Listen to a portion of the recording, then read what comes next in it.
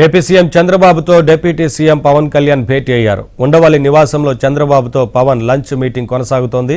కాకినాడ పోర్టులో బియ్యం అక్రమ రవాణాపై తాజా రాజకీయ పరిణామాలు, రాజ్యసభ అభ్యర్థుల ఎంపికపై చర్చించే అవకాశం ఉంది.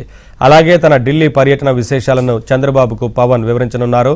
సోషల్ మీడియా కేసులు, నామినేటెడ్ పదవులపైన కూడా చర్చ జరగనుంది.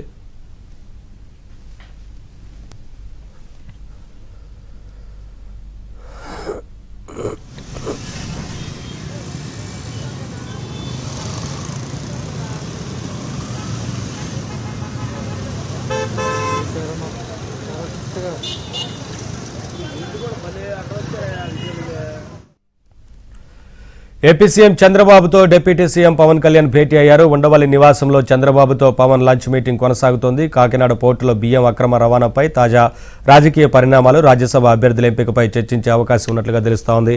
అప్డేట్స్ మా కరెస్పాండెంట్ పూర్ణ లైవ్ ద్వారా అందిస్తారు. పూర్ణ, ఈ భేటీ కొనసాగుతున్నట్లు కనిపిస్తోంది కదా, ఏంటి వివరాలు? నవీన్, ఉండవల్లిలోని చంద్రబాబు నివాసంలో డిప్యూటీ సీఎం పవన్ కళ్యాణ్ భేటీ కొద్దిసేపు క్రితం ప్రారంభమైంది.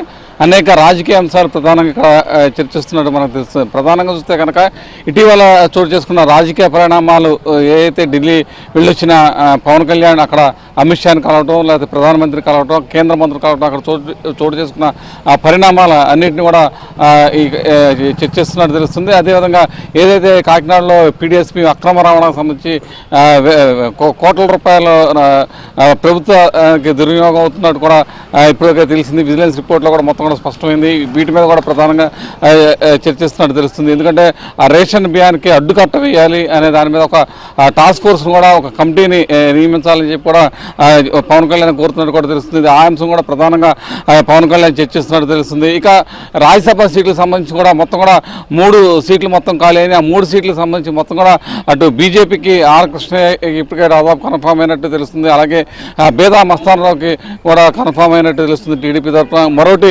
జనసేనకి ఇద్దామా లేదా టీడీపీ నుంచి వేరే అభ్యర్థి గారికన్నా ఇవ్వాలా అన్న దాని మీద కూడా ఒక సస్పెన్స్ అయితే నెలకొని ఉంది. ఎందుకంటే దాదాపు నాగబాబు జనసేన నుంచి రాజ్యసభ సీటు ఆశిస్తున్నారని చెప్పి కూడా ప్రచారం జరుగుతుంది అన్న నేపథ్యంలో అసలు నాగబాబుకి ఇస్తారా లేకపోతే నాగబాబుకి ఈసారి వచ్చే కోటాలో ఇస్తారా అనే దాని మీద కూడా ఒక సస్పెన్స్ అయితే వేయలేదు. దాని మీద కూడా ఒక క్లారిటీ వచ్చే అవకాశం కూడా ప్రధానంగా కనపడుతుందని చెప్పుకోవచ్చు.